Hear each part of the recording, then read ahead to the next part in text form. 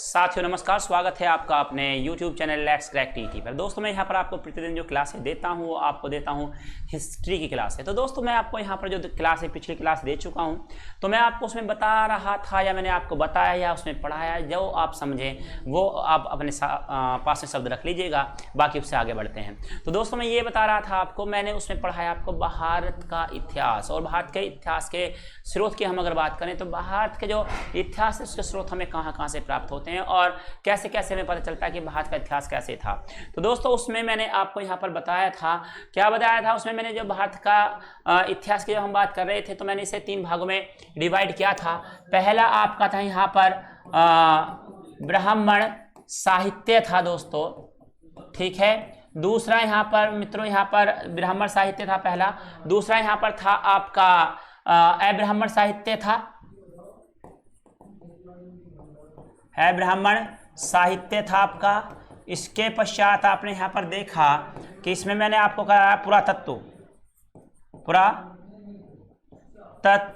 से कराया, और तीसरा मैंने आपको यहाँ पर कराने जा रहा हूँ आज मैं विदेशी विवरण, ठीक है। तो यहाँ पर मैंने आपको ब्राह्मण साहित्य करा दिया है, अब्राह्मण साहित्य करा दिया है, पुरातत्व तो अभी नहीं कराया, मैं इसको बाद में कराऊंगा। और इसके बाद मैंने आपको आज जो कराने जा रहा हूँ, मैं ये कराने जा रहा हूँ आपको विदेशी विवरण कराने जा रहा हूँ। तो दोस्तों यहाँ पर हमें जो विदेशी विवरण पढ़ना क्यों जरूरी हो जाता है, हम इस विषय पर आज बात करेंगे। क्या कारण रहा कि विदेशी विवरण को भी मतलब विदेशियों को हमें पढ़ना पड़ा, और उन्हें पढ़ने के लिए हमें ऐसी हमारी क्या मजबूरियाँ आ गई जो हमें उन्हें पढ़ना पड़ा, जबकि हम चाहते हैं कि जो अपने देश के बहुत सारे हमारे पास में साहित्यकार हुए हैं, ऋषि महर्षि हुए हैं, जिन्होंने हमें पुराणों से, वेदों से, सब जगहों से हमें जानकारियाँ मिली हैं इतिहास के बारे में। तो दोस्तों विदेशियों को पढ़ना भी इसलिए जरूरी हो जाता है क्योंकि विदेशी यात्री जो यहाँ पर आए हैं उन्होंने भारत की भूगोलिक को बहुत करीब से समझा है, भारत की अर्थव्यवस्था को बहुत करीब से समझा है, और भारत के बारे में उन्होंने ज़्यादा से ज़्यादा लिखने का प्रयास किया है। अब ये देखेगा यहाँ पर बहुत सारे, अब देखेगा पिछले हजारों सालों की हम जब यहाँ पर बात करेंगे तो हम यहाँ पर पाएंगे कि यहाँ पर हमारे पास में चीनी लोग भी आए हैं, यूनानी लोग आए हैं, उसके बाद में अरबी फारसी लोग भी आए हैं, अंग्रेज आए हैं, उसके बाद में डच और पुर्तगाली भी यहाँ पर आए हैं। लेकिन यहाँ पर किस किस ने आपको क्या क्या समझाया है और क्या क्या इतिहास के बारे में बताया, किसने क्या क्या बारीकियां आपको यहाँ पर बताने का प्रयास किया है। तो दोस्तों भारत के स्रोत से आज मैं यहाँ पर तीसरा टॉपिक आपको कराने वाला हूँ, भारत आने वाले विदेशी यात्रियों का विवरण।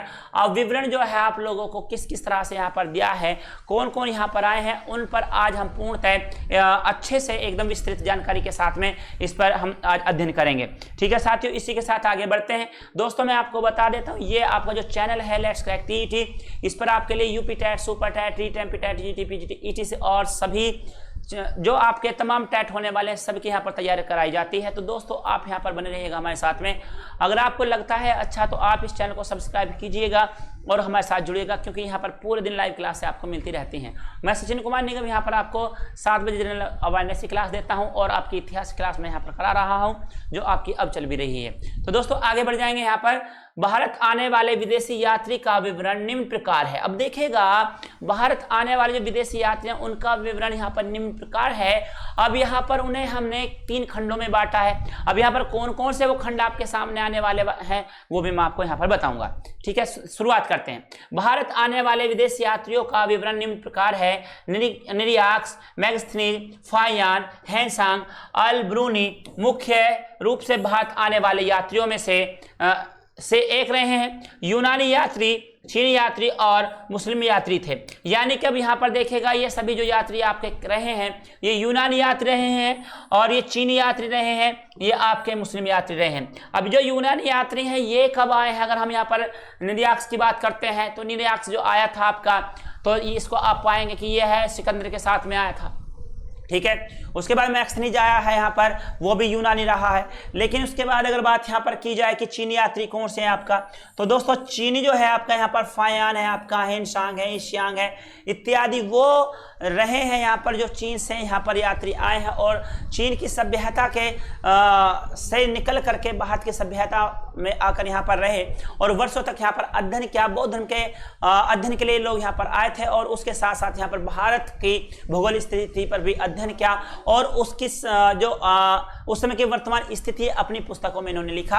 उन पुस्तकों को पढ़ने से हमें भारत के बारे में बहुत सारी जानकारियां या भारत के इतिहास के बारे में बहुत सारी जानकारियां हमें प्राप्त होती हैं। ठीक है सॉरी। इनके द्वारा लिखित कई पुस्तकें तत्कालीन इतिहास के स्रोत के रूप प्रयुक्त होती हैं। अब इनके द्वारा जो यहाँ पर बहुत सारी आप देख सकते हैं जो यहाँ पर आपको पुस्तकें मिलती हैं, इनके द्वारा सीयू की पुस्तक इन्होंने लिखा है, तो यहाँ पर उन पुस्तकों से बहुत सारी यहाँ पर जानकारियाँ आपको प्राप्त हो जाती हैं। आगे बढ़ेंगे। यहाँ पर भारत आने वाले यूनानी यात्री हैं आपका, यहाँ लीजिएगा भारत आने वाले यूनानी यात्री, भारत आने वाले विदेशी यात्री में यूनानी प्रमुख है आपका। अब देखिए भारत आने वाले यूनानी यात्री, अब यहाँ पर कौन कौन से यूनानी यात्री हैं हम उस विषय पर यहाँ पर विस्तृत बात करेंगे और यहाँ पर देखते हैं यहाँ पर उन्होंने क्या क्या कहा है। भारत आने वाले विदेशी यात्रियों में यूनानी यात्री प्रमुख हैं, इन्हें हम 3 भागों में बांट सकते हैं। अब यहाँ पर इन्हें 3 भागों में बांटा जा सकता है। कौन कौन से भाग में किस किस को कैसे कैसे यहाँ पर पढ़ने वाले हैं, चलिएगा आप बढ़ते हैं आगे। ये लीजिएगा आगे बढ़ जाइएगा। तो दोस्तों सबसे पहले यहाँ पर सिकंदर से पहले के भारत आए लेखक। अब देखिएगा सिकंदर महान की अगर यहाँ पर बात की जाए तो ये आपका सिकंदर जो आया है यहाँ पर 327 से 326 ईसा पूर्व में आया था दोस्तों। ठीक है, इसने बहुत बड़ा आक्रमण किया था पोरस के समय में। अब ये पोरस के समय में भारत आया था और इसने आक्रमण किया था 327 और 26 ईस्वी में इन्हें यहाँ पर आक्रमण किया था। अब बात की जाए सिकंदर जो था अरस्तु का शिष्य था, अरस्तु का शिष्य था और अरस्तु जो है अरस्तु का शिष्य कौन रहा है, सिकंदर रहा है। अरस्तु किसके रहे हैं, प्लेटो के रहे हैं। ठीक है, और प्लेटो शिष्य सुकरात के रहे हैं। ठीक है, यहाँ सुकरात, प्लेटो, अरस्तु और यहाँ पर उसके बाद में सिकंदर का नाम आता है। सिकंदर को महान सिकंदर के नाम से जाना जाता है और कहा जाता है कि इसने पूरी दुनिया को जीत लिया था, लेकिन भारत आते आते यह यहाँ से वापस चला गया और भारत का इसका जीतने का सपना सपना ही रह गया। आगे बढ़ेंगे यहाँ पर। अब ये है आपके सामने यहाँ पर हेरोडोटस हैं। इनके बारे में आपने सुना जरूर होगा, लेकिन अगर बात की जाए आज इनके बारे में तो मैं आपको यहाँ पर बता देता हूँ दोस्तों। यह प्रथम यूनानी इतिहासकारक था। इसे रोमन दार्शनिक सिसरो ने इतिहास का पिता कहा। सर्वप्रथम हिस्ट्री शब्द का प्रयोग किया। इसका ग्रंथ हिस्टोरिका का है। यह अनुश्रुतियों पर आधारित व्यापार संबंधित ग्रंथ है। अब देखेगा ये जो इसने यहाँ पर हेरोडोटस है, इसे इतिहास का पिता कहा गया। सबसे पहले हिस्ट्री यहाँ पर हिस्ट्री नाम जो दिया है या हिस्ट्रिक शब्द जो दिया है वो सबसे पहले जो दिया है आपका यहाँ पर हेरोडोटस ने दिया है और इन्हें जो इन्हें पिता कहा जाता है। हिस्ट्री जो शब्द है आपका ये किसने दिया, आपका हेरोडोटस ने दिया और इसीलिए इन्हें इतिहास का पिता भी कहा जाता है। इन्होंने अपनी हिस्ट्री का नामक जो पुस्तक है उसमें जो बताया है, क्या बताया इसमें आकर के, व्यापारिक संबंधों के बारे में यहाँ पर इन्होंने बताया है। ठीक है, आगे बढ़ेंगे। यहाँ पर नोट, हेरोडोटस कभी भारत नहीं आया और सबसे बड़ी बात यहाँ पर यह है कि यह कभी भारत नहीं आया। ये कितनी बड़ी बात हो जाती है कि हेरोडोटस ने हिस्ट्री नामक ग्रंथ की रचना की है, यानी कि हिस्ट्री का नाम की रचना की है। और सबसे बड़ी बात यह है, नोट करने वाली, जो क्वेश्चन में कई बार आपसे पूछा भी गया है कि यह कभी भारत नहीं आया है और या यूं कहिएगा कि भारत के दर्शन इन्होंने कभी नहीं किए हैं। ये पिक्चर आप देख रहे हैं उन्हीं की है। आगे बढ़ते हैं और लेते हैं अगला। यहाँ पर कौन आता है आपका, देखिएगा दूसरे नंबर पर आपका यहाँ टेसियस है। मैंने इसका काफी कोशिश की कि कोई पिक्चर निकाली जाए, तो यहाँ पर टेसियस की कोई पिक्चर, यानी कि जैसे अभी आपने देखा हेरोडोटस का है तो वहां पर आपकी एक पिक्चर मिल जाती है, लेकिन यहाँ पर देखेंगे टेसियस नामक जो ये आपके लेखक रहे हैं, विदेशी यात्री रहे हैं, इनके लिए कोई भी पुस्तक यहाँ पर हमें प्राप्त नहीं होती है। अब ये बड़ी बात है यहाँ पर। अब इसके बारे में पढ़ते हैं। यह ईरान सम्राट जेरक्सस का वेद था। अब ये जो रहा है ये विदेशी यात्री रहा है और ये एक लेखक न होकर के बल्कि क्या रहा, वेद रहा है, और वो भी ईरानी सम्राट का। ठीक है, यानी कि आप प्राचीन समय में जब जाएंगे तो क्या हुआ करता था, प्रत्येक राजा अपने राज्य में या अपने दरबार में कोई ना कोई राज्य वेद रखा करते थे ताकि उनकी देखभाल की जा सके। यानी कि जब भी कोई समस्या हो तो वहां पर वो वेद ही काम क्या करते थे, और वो वेद इतने निपुण हुआ करते थे कि वह जो है ना सब बीमारियों का इलाज अकेले जाना करते थे। लेकिन आज के समय में आप आ गया तो आज के समय में सब डॉक्टर अलग अलग होते हैं। ठीक है, अब आगे बढ़ जाएंगे। यहाँ पर इसने सिकंदर के पूर्व के भारतीय समाज के संगठन, रीति रिवाज, रहन सहन इत्यादि का वर्णन किया है। यानी कि ये कहना चाह रहा है आपसे, सिकंदर 327 ईसा पूर्व से या ईसा पूर्व से पहले का जो भारत है उसके बारे में इन्होंने टेसियस ने यहाँ पर भारत का विवरण किया है। यानी कि भारत के बारे में यहाँ पर बताया है कि भारत की जो भूगोल की स्थिति कैसी रही है और यहाँ पर किस तरह से यहाँ पर रीति रिवाज रहे हैं, कैसी आर्थिक यहाँ पर व्यवस्था रही है, किस तरह के यहाँ पर लोग जीवन यापन क्या करते थे और यहाँ पर कैसा समाज था, कैसी सभ्यता और कैसी संस्कृति ने यहाँ पर निवास किया है।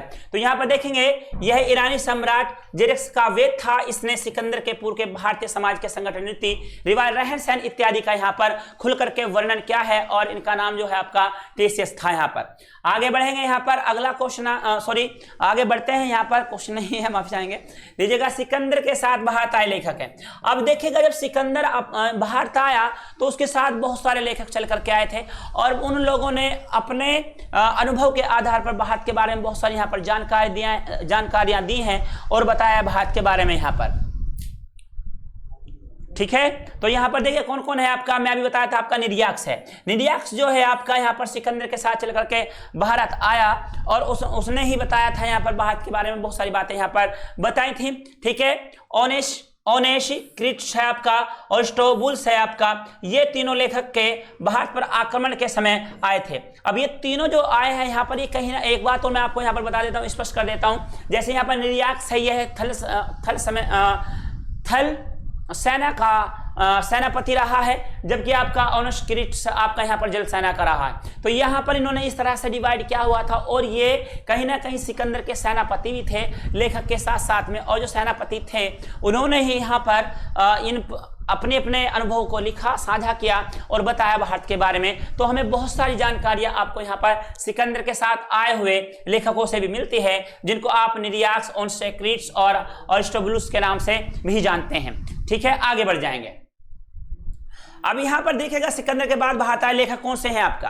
अब देखिएगा पहले कौन थे आपके, सिकंदर से पहले आने वाले लेखक थे और फिर सिकंदर के साथ आने वाले थे, और तीसरा है आपका यहां पर सिकंदर के बाद में आने वाले लेखक कौन कौन से हैं। यानी कि सिकंदर के बाद में तो ये मानिएगा जैसे भारत में आने वाले लेखकों की लाइन लग गई हो या विदेशी यात्रियों की लाइन लग गई हो और उन्होंने यहाँ पर भारत के बारे में अपने अनुभव साझा किए हैं। देखा मैगस्थनीज है आपका यहाँ पर। अभी आपका जो मैगस्थनीज है, मैगस्थनीज 305 अथवा 304 बीसी में आया। अब ये कब आया था, 305 और 304 बीसी में लगभग आया था। और यह कहां पर आया था, यह आपका चंद्रगुप्त मौर्य के समय में आया या दरबार में आया, और सेल्यूकस निकेटर ने अपनी पुत्री की शादी जब चंद्रगुप्त मौर्य के साथ में कर दी। तो ये मानिएगा एक प्रकार से यह दहेज में आया हुआ एक लेखक रहा है, इसे आप ऐसे भी कह सकते हैं। अब मैगस्थनीज ने बताया है अपने लिखे हुए में, कहा कि भारत एक समृद्ध देश है और यहाँ पर जो है अकाल पड़ता रहता है। ये बात यहाँ पर सबसे गलत बोली है कि यहाँ पर अकाल पड़ता रहता है। समृद्ध जरूर है, लेकिन समृद्ध जो देश है वो मध्य प्रदेश को माना गया है, मध्य प्रदेश या उत्तर प्रदेश को माना गया।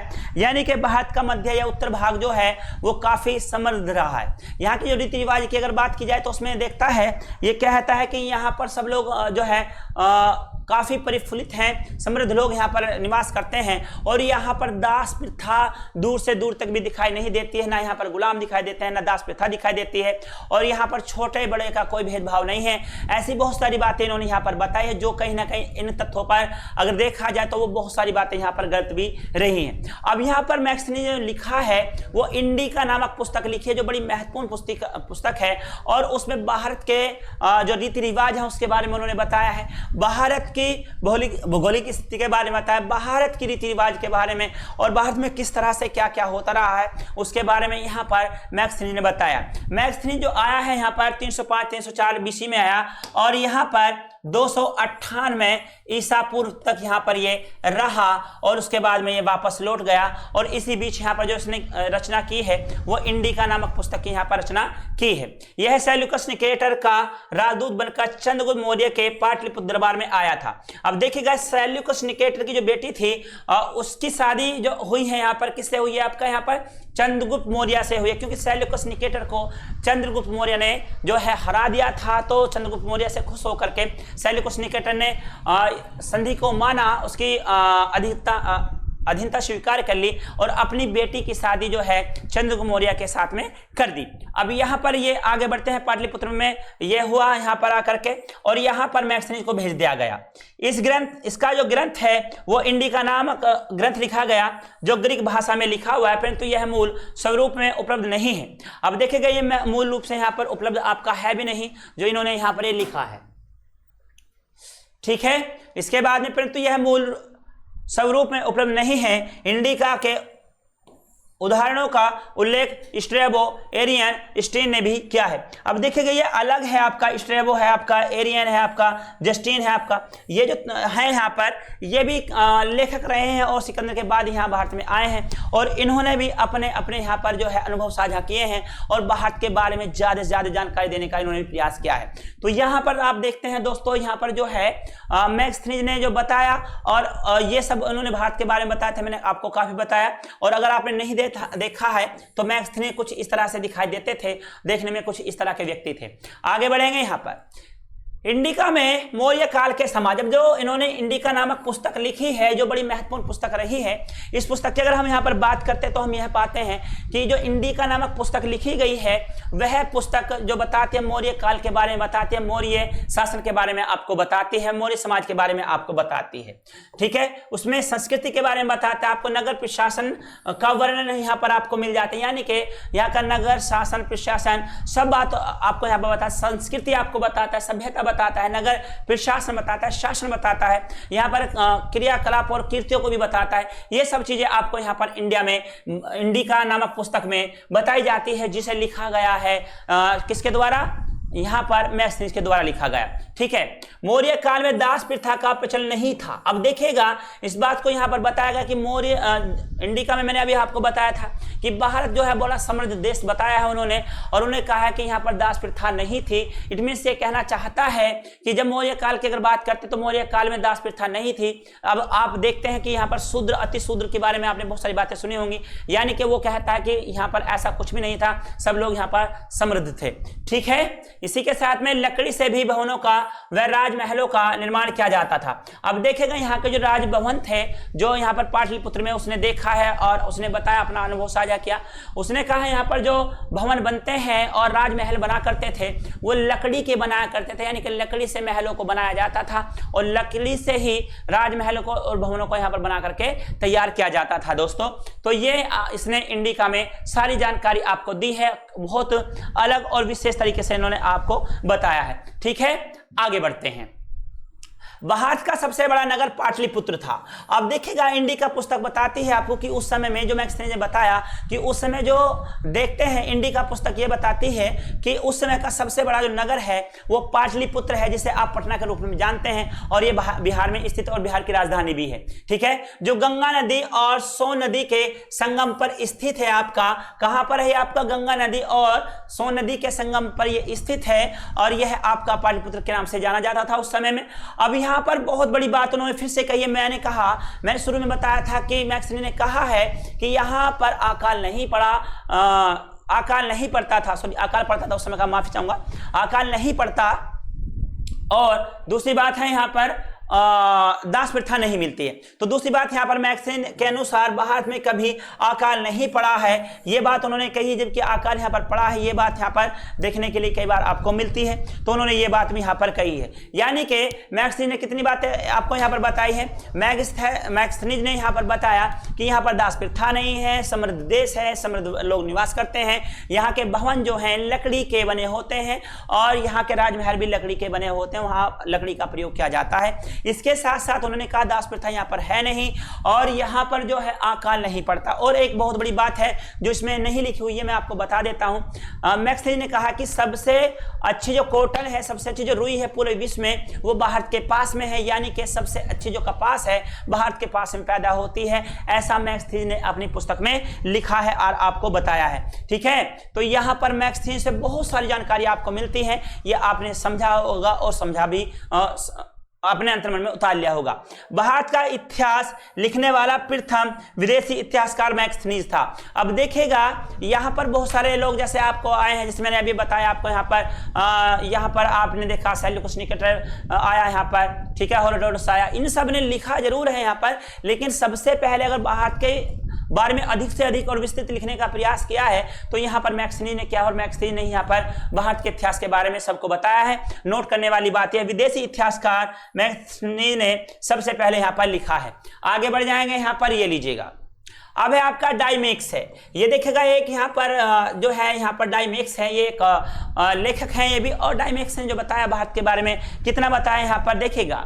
सीरिया के एंटियोकस का राजदूत था जो कि अशोक के शासन काल में आया था। अब देखेगा आप देखते हैं 305 ईसा पूर्व से लेकर के 298 ईसा पूर्व तक यहाँ पर मैक्सनीज रहा, और उसके बाद में यहाँ पर जो पहुंचा है आपका डाइमेक्स पहुंचा है, और डाइमेक्स जो आया है आपका अशोक के शासन काल में आया है, यानी कि अशोक सम्राट के शासनकाल में यहाँ पर डाइमेक्स आया है, और यह कहाँ का, सीरिया एंटियोकस का राजदूत था और भारत यहाँ पर पहुंचा, और भारत के बारे में इसने अपने द्वारा लिखी हुई जानकारियों में बताया कि भारत कुछ इस तरह का देश है और वहां पर इस तरह की सभ्यता है। ठीक है, आगे बढ़ते हैं। इसी के साथ आगे बढ़ेंगे, टालमी है। देखिए यह वह व्यक्ति है जो जिन्होंने कहा था 150 ईसा पूर्व में कहा था कि पृथ्वी जो है वो पूरे ब्रह्मांड का केंद्र है। क्या कहा था कि पृथ्वी पूरे ब्रह्मांड का केंद्र है और पूरा ब्रह्मांड जो है पृथ्वी के चारों तरफ चक्कर लगाता है, यानी कि सूर्य भी जो है पृथ्वी का चक्कर लगाता है। ये टालमी ने सबसे पहले बताया था 143 ईसा पूर्व में, ये आपको बताया गया था। लेकिन यह बात आगे चल कर के लगभग आपकी 1500 ईस्वी में आकर के किसने बताया, यहाँ पर क्लाइड ने कहा कि ऐसा नहीं है कि पृथ्वी का चक्कर लगाते, बल्कि पृथ्वी सूर्य का चक्कर लगाते हैं। यह धारणा लगभग 1500 वर्षों तक टालमी के आधार पर मानी गई है। ठीक है, तो टालमी जो रहने वाला है वो रोमन यात्री रहे हैं। कहाँ के रहने वाले हैं आपका, रोम के रहने वाले यात्री हैं, यानी कि रोमन यात्री हैं आपका, और 80 से 115 ईस्वी तक भारत के बंदरगाहों का भ्रमण किया है। अब देखिएगा इन्होंने लगभग 35 वर्षों तक भारत के बंदरगाहों का भ्रमण किया है, और भारत के बंदरगाहों के बारे में बहुत सारी जानकारियां इन्होंने यहाँ पर विस्तृत करके दी हैं आपको। भारत का भूगोल नामक ग्रंथ लिखा।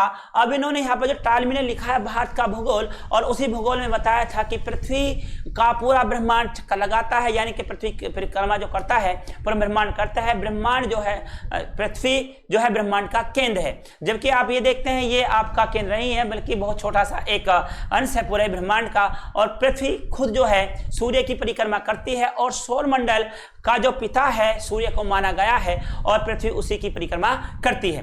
ठीक है, आगे बढ़ते हैं। यहाँ पर यह ग्रंथ बंदरगाह एवं व्यापार से संबंधित था। अब लीजिएगा यहाँ पर आप देखते हैं, अगर प्राचीन समय में आप चले जाएं तो आप सिंधु सभ्यता में जाएंगे, आप वहां पर पाएंगे कि सिंधु सभ्यता के समय में आप देखते हैं लोथल जो रहा है वो बंदरगाह रहा है। ये सभ्यता उस समय की सभ्यता है जब आप देखते हैं लगभग अब से 5 से 5,500 साल पुरानी सभ्यता की बात मैं कर रहा हूं आपसे। तो यहाँ पर 5,000 साल पहले जो सभ्यता है उसमें लोथल को आप ये पाते हैं कि वह जो है आपका हिंदू सभ्यता के समय का बंदरगाह रहा है। लेकिन अब यहाँ पर बात की जाती है टालमी की, ये ईसा से ईस्वी की बात है, 80 से 115 ईस्वी की बात है, और उस समय में इन्होंने भूगोल नामक पुस्तक लिखी है, और उसमें इन्होंने बताया है कि भारत के जो बंदरगाह हैं उनके द्वारा व्यापार किस तरह से किया जाता है, और यहाँ पर कहाँ कहाँ से व्यापार होता है। ये सारी विस्तृत जानकारियां जो दी हैं ये यहाँ पर टालमी ने अपनी पुस्तक में दी हैं, और ये पुस्तक आपकी कौन सी है, आपका भारत का भूगोल के नाम से जानी जाती है। और टालमी अगर आपने अभी नहीं देखे हैं तो कुछ वो इस तरह से दिखने वाले एक शख्स रहे हैं। आगे बढ़ेंगे, यहाँ पर अगला है आपका यहाँ पर डाइमेक्स है।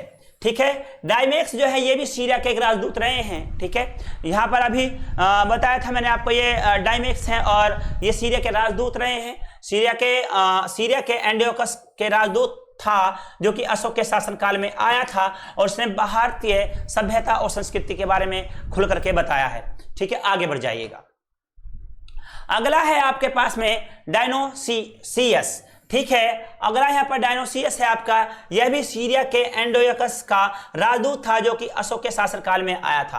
देखिएगा यहाँ पर सीरिया से आप देखते हैं बिंदुसार के और मौर्य साम्राज्य के जो अगर कह सकते हैं आपके संबंधों की बात करें तो यहाँ पर जो संबंध है बहुत अच्छे रहे हैं यहाँ पर सीरिया वासियों से। अब यहाँ पर देखेगा यह भी सीरिया के एंडोयकस का राजदूत था जो कि अशोक के शासनकाल में भारत आया था। ठीक है, और इसने भी भारत आकर के अशोक के शासनकाल को देखा और भारत की सभ्यता, संस्कृति और उस समय की राज्य व्यवस्था और आर्थिक व्यवस्था और सब पर खुल करके इन्होंने भी अपने विचार साझा किए हैं अपने लिखे हुए ग्रंथ में, और ये कुछ इस तरह से देखने में दिखाई देते थे। तो मित्रों इसी के साथ में आगे बढ़ जाएंगे, ये लीजिएगा। अब देखिएगा यहाँ पर भारत आने वाले चीनी यात्री कौन कौन से यहाँ पर रहे हैं। अब भारत आने वाले यहाँ पर जो चीनी यात्री हैं वो आपके यहाँ पर कौन कौन से रहे ये देखेगा। भारत आने वाले चीनी यात्री की अगर हम यहाँ पर बात करें तो बाहर से आने वाले बहुत सारे चीनी यात्री रहे हैं आपके, और तिब्बत से भी यहाँ पर यात्री आए हैं। बहुत सारे यात्रियों की मैं यहाँ पर आज चर्चा आपको करने वाला हूँ। लीजिएगा, पढ़ते हैं आगे। भारत आने वाले विदेशी यात्री में चीनी यात्री भी प्रमुख थे। जैसे नंबर 1 आपका यहाँ पर फायान है, और फायान जो यहाँ पर आया है 399 से लेकर के 414 ईस्वी तक भारत आने वाला पहला चीनी यात्री रहा है। देखेगा यहाँ पर अगर आप यहाँ पर देखते हैं भारत आने वाला विदेशी यात्रियों में चीनी यात्री भी प्रमुख थे, और यह आपका 399 से लेकर के 414 ईस्वी तक यहाँ पर रहा है। लगभग फायान ने यहाँ पर अपने जीवन के 15 वर्ष भारत में काटे हैं, और यह उस समय में आया जिस समय चंद्रगुप्त द्वितीय विक्रमादित्य के समय भारत यात्रा की थी। यानी कि यहाँ पर उस समय शासन किसका था, यहाँ पर चंद्रगुप्त द्वितीय विक्रमादित्य का यहाँ पर शासन चल रहा था। ठीक है, तो यहाँ पर लीजिएगा। अब इसी के बाद में अगला है यहाँ पर जिसने चंद्रगुप्त द्वितीय विक्रमादित्य के समय भारत की यात्रा की थी। इसने 15 वर्ष तक बौद्ध ग्रंथों का अध्ययन किया और इसने चंडालों की सामाजिक स्थिति का वर्णन किया। अब देखेगा एक बात मैं आपको बता देता हूँ, जो विशेष बात यहाँ पर है, आप जो देख रहे हैं यहाँ पर जो आप पाएंगे भारत आने वाले चीनी जितने भी यात्री आपके रहे हैं उनका सबसे बड़ा जो उद्देश्य रहा है वो ये रहा है कि वो ज्यादा से ज्यादा बौद्ध धर्म के बारे में जानना चाहते थे और उनके बारे में ज्यादा से ज्यादा यहाँ से जानकारी ले जाना चाहते थे। यही कारण रहा कि यहाँ पर फायान आया, इत्स्यांग आया, हिनशांग आया, और यहाँ पर लंबे समय तक नालंदा में रहे हैं और यहाँ पर रह करके बौद्ध धर्म के बारे में ज्यादा से ज्यादा जानकारियां ली हैं और उन ग्रंथों को पढ़ा भी है। जैसे आपका सूत पिटक है, विनय पिटक है, ये सभी जो रहा है आपका बौद्ध धर्म से संबंधित त्रिपिटक जितने भी रहे हैं उन पर इन्होंने बहुत बड़ा विस्तृत अध्ययन किया है। और यहाँ से अध्ययन करने के बाद में चीन गए और चीन जाकर के बुद्ध की जो कथाएं हैं, जो बुद्ध की शिक्षाएं हैं, उनका वहां पर जाकर के प्रचार प्रसार किया और अपने देश के बारे में बताया। आप देखते हैं भारत से ज्यादा कहीं चीन, जापान जैसे देशों में बौद्ध धर्म को माना जाता है। ठीक है, तो आगे बढ़ जाएंगे। यहाँ पर अब बात ये करता है आपका बौद्ध ग्रंथ का अध्ययन किया है यहाँ पर, और चंडालों की सामाजिक स्थिति का वर्णन किया है। अब जो चंडाल है ये आप देखिएगा सबसे निम्न जाति को यहाँ पर माना गया है। जो चंडाल यहाँ पर रहे हैं जिन्हें खाने पीने की वस्तु की अगर बात की तो वह स्वच्छ वस्तु नहीं खा सकते थे, कपड़े नहीं पहन सकते थे, ऐसे लोगों का इसने वर्णन अपने ग्रंथ में क्या है और बताया भी है। ठीक है, आगे बढ़ जाएंगे यहाँ पर और शुरुआत यहाँ पर लीजिएगा। शुंग यून है आपका दूसरे यहाँ पर जो यात्री हैं आपका शुंग यून है, और इन्होंने जो है शुंग यून जो है आपका यह 512 से लेकर 13 ईस्वी में भारत आया। इसने बंगाल व बिहार की तत्कालीन राजनीतिक, आर्थिक व धार्मिक स्थितियों का वर्णन किया है। अब देखिएगा यहाँ पर शुंग यून जो है आपका यह है जब भारत आया तो इसने कहाँ कहाँ के बारे में बताया, बंगाल के बारे में बताया और यहाँ पर बिहार के बारे में बताया। और सबसे बड़ी बात यह थी कि बिहार उस समय बड़ा समृद्ध क्षेत्र हुआ करता था और यहाँ पर सबसे ज्यादा जो राजा रहे हैं मौर्य वंश के आपके, तो यहाँ पर वो सबसे ज्यादा बिहार में ही आपने देखे होंगे और सुना होगा। ठीक है, तो शुंग यून है आपका ये है 512 से 513 ईस्वी में भारत आया। इसने बंगाल व बिहार की तत्कालीन राजनीतिक, आर्थिक व धार्मिक स्थितियों का वर्णन किया और यहाँ पर भारत के बारे में ज्यादा से ज्यादा बताने का प्रयास किया है। आगे बढ़ेंगे यहाँ पर अगला है यहाँ पर हिनशोंग है। अब ये लीजिएगा यहाँ पर आपका हिनशोंग है। हिनशोंग भारत आया था हर्षवर्धन के समय में। अब ये हर्षवर्धन के समय में आया और यह है 629 ईस्वी से लेकर के यहाँ पर 643 ईस्वी तक यहाँ पर है। यहाँ पर दिखा है 14 वर्ष दिखा रहे हैं, जबकि यहाँ पर ये लगभग 15 से 16 वर्ष रहा है। यहाँ पर थोड़ा मिसप्रिंट हो रखा है, मान के चलिएगा। तो यहाँ पर 629 से लेकर के 45-46 तक यहाँ पर रहा है। इसी तक ये है हर्षवर्धन के समय में भारत आया था और इसने 13 साल भारत में, यानी कि यहाँ पर 15 साल कहिएगा, 15-16 साल भारत में निवास करते हुए नालंदा विश्वविद्यालय में अध्ययन किया। और इसका भी जो सबसे बड़ा उद्देश्य था, इसका भी उद्देश्य यही था कि बुद्ध की शिक्षाओं को जानना, बुद्ध के बारे में ज़्यादा से ज़्यादा जानकारी इकट्ठा करना और उसके बारे में यहाँ पर ले जाकर अपने देशवासियों को बताना कि बुद्ध की शिक्षा के बारे में इसने ज़्यादा से ज़्यादा वहाँ पर बताया है। ठीक है, तो यहाँ पर हिंसंग था और यह हर्षवर्धन के समय में आया था, इस बात को आप याद रखेंगे। और यह यहाँ पर लगभग 629 से लेकर के 645-46 तक रहा है, लगभग 15-16 वर्ष रहा है। ठीक है, आगे बढ़ेंगे। अगला है यहाँ पर ई शांग है, देखिएगा ई शांग ये भी आपका चीनी यात्री रहा है और यह है जो है हिंसंग के बाद में यहाँ पर आया। 629 से लेकर के 645-46 यहाँ पर आपका हिंसंग रहा और इसके बाद ई शांग रहा। यह 671 से लेकर के 695 ईस्वी तक यह चीनी बौद्ध यात्री जो नालंदा विश्वविद्यालय में अध्ययनरत रहा तथा त्रिपिटकों की 400 प्रतियां अपने साथ ले गया। अब लीजिएगा यहाँ पर देखिएगा 400 प्रतियां अपने साथ यहाँ से लेकर के गया, किसके लेकर के गया? त्रिपिटकों की। और अपने देश के बारे में इसने अपने देश के बारे में जाकर के बौद्ध धर्म के बारे में ज्यादा जानकारियां यहाँ पर देने का प्रयास किया है दोस्तों। ठीक है, यह है 671 से लेकर के 695 ईस्वी तक यह चीनी बौद्ध यात्री जो नालंदा विश्वविद्यालय में अध्ययनरत रहा तथा त्रिपिटकों की 400 प्रतियां अपने साथ लेकर के गया और इसने भारत के बारे में ज्यादा से ज्यादा बताने का प्रयास किया था दोस्तों। आगे बढ़ते हैं, यहाँ पर मालवेन लीन है आपका। कौन है आपका? मालवेन लीन है। ये 7वीं शताब्दी में भारत आया। इसने हर्षवर्धन की पूर्वी भारत के आक्रमण अभियान का वर्णन किया है यहाँ पर।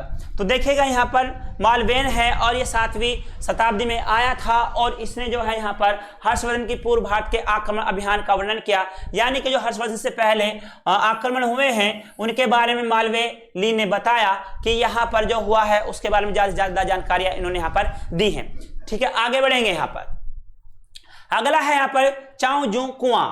ये लीजिएगा यहाँ पर छठे हैं जो चीन से आए थे और इनका नाम था चाओ जू कुआं। यह 1125 से लेकर के 1254 ईस्वी तक भारत में रहा। अब लेकिन 1100 ये गलत है आपका, ये 1125 से लेकर के 1154 ईस्वी तक भारत में रहा। इसकी रचना चू फानची में 13वीं शताब्दी के चीनी अरबी व्यापार पर प्रकाश डालती है। तो 13वीं शताब्दी यानी कि पहले वाला गलत लिखा हुआ है, एक मिनट रुकिएगा। ये आपका यहां पर 2 है। ठीक है, लीजिएगा यह है चाओ जू कुआं। यह 1225 ईस्वी से लेकर 1254 ईस्वी तक भारत में रहा। इसकी रचना चू फानची में 13वीं शताब्दी के चीनी अरबी व्यापार पर प्रकाश डाला है। तो यहाँ पर इसने अरबी व्यापार, क्योंकि उस समय में भारत में अरबीवासी आना शुरू हो गए थे और यहाँ पर 1206 से शुरुआत हो गई थी यहाँ पर मुस्लिम शासकों की, क्योंकि 1206 ईस्वी में आप देखते हैं गुलाम वंश की स्थापना हो चुकी थी और कुतुबुद्दीन ऐबक ने दिल्ली पर शासन करना शुरू कर दिया था। हालांकि कुतुबुद्दीन ऐबक कभी भी जो है भारत नहीं आया और लाहौर से ही उसने यहाँ पर शासन किया है। ठीक है, तो यहाँ पर उसने बताया अरबी व्यापार के बारे में और उस पर प्रकाश डाला कि अरबी लोग क्या करते थे।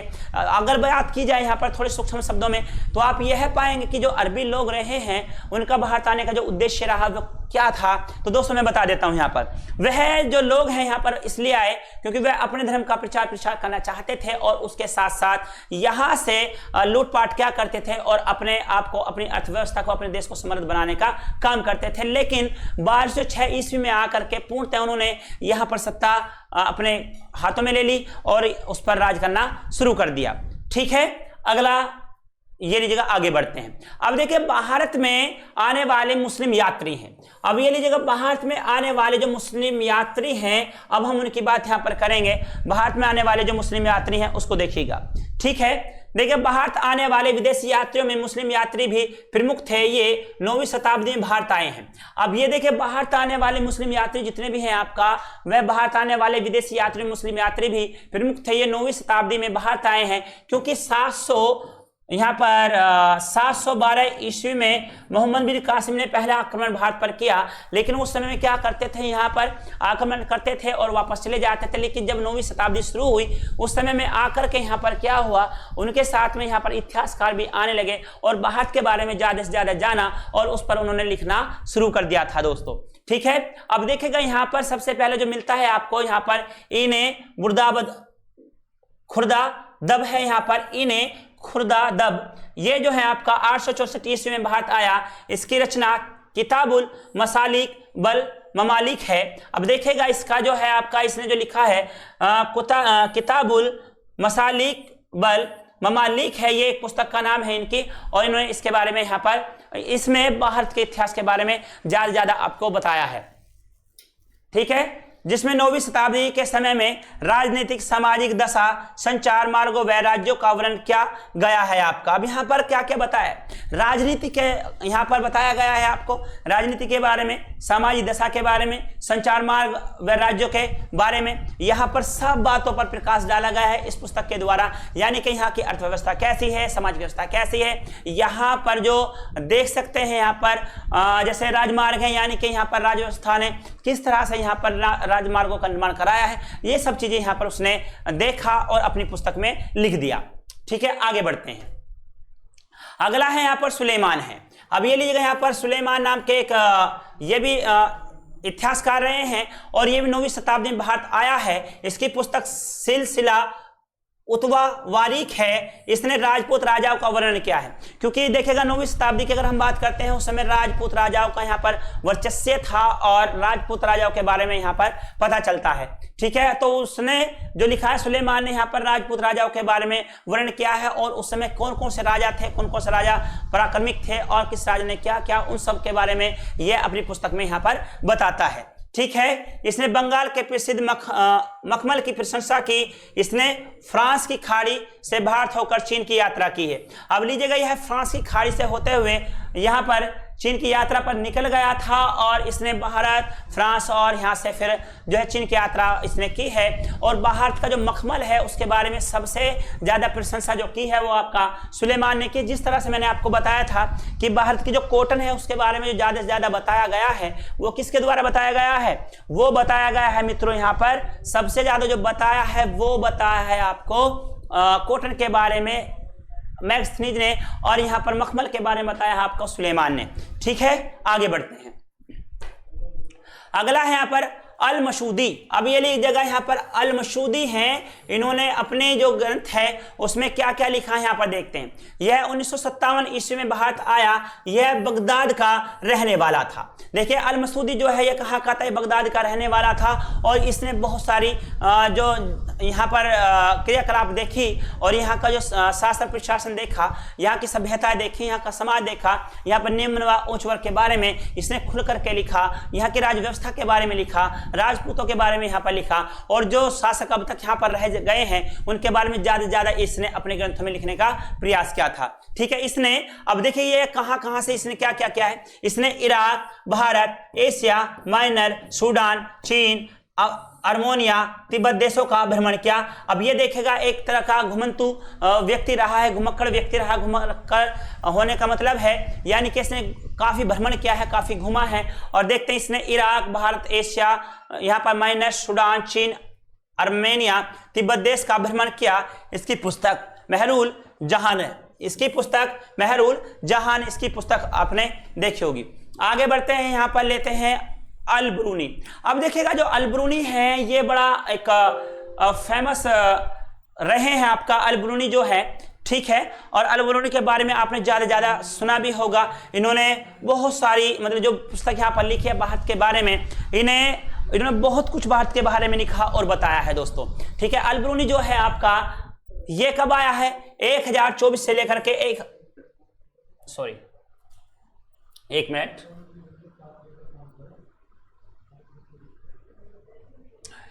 अल ब्रूनी देखने में कुछ इस तरह से रहे हैं। ठीक है,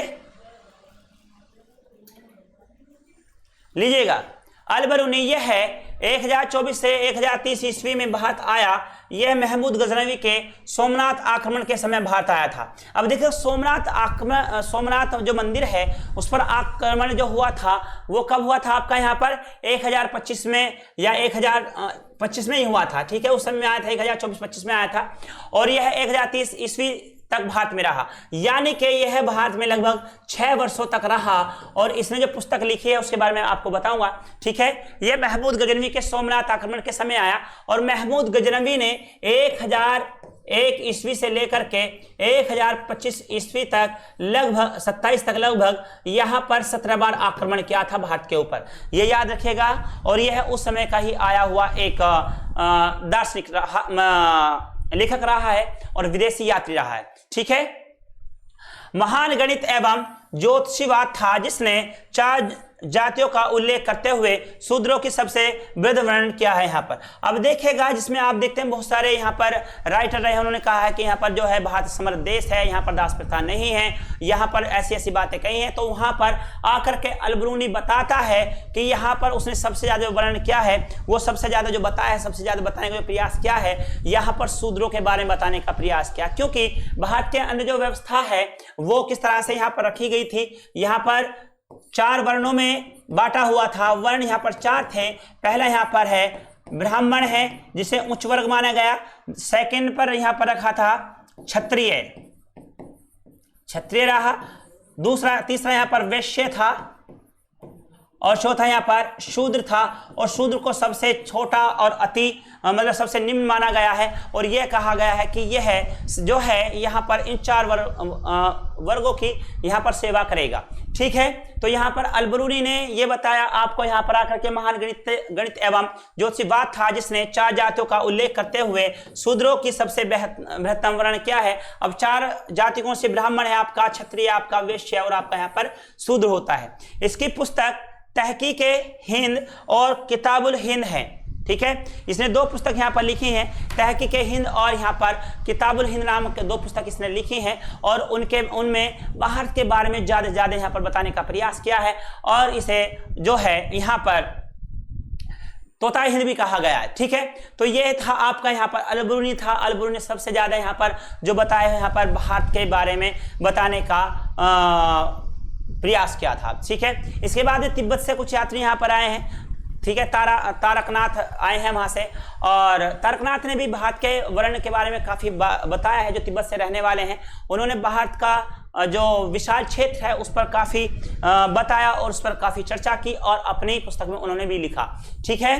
तो ये था आपकी आज की क्लास रही है जिसमें मैंने बताया आपका विदेशी विवरण। ये क्लास आपकी कैसी लगी है हमें जरूर बताइएगा दोस्तों। मैं यहाँ पर आपको प्रतिदिन जो आपको क्लास दे रहा हूँ ये आपकी प्रतिदिन यहाँ पर होती है आपके सेम टाइम।